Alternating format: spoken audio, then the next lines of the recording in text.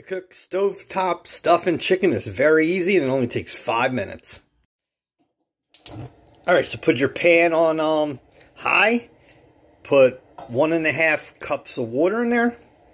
And then you want to take 4 teaspoons of butter and throw that in there. And you're going to want to stir that till it starts to boil. Alright, so stir this till it comes to a boil.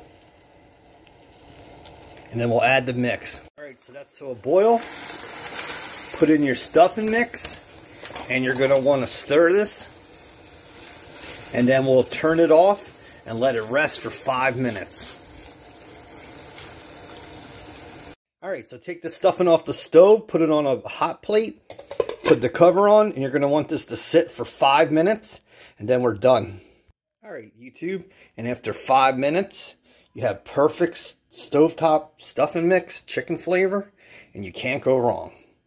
Please hit the like, subscribe, and many more how-to recipes to come.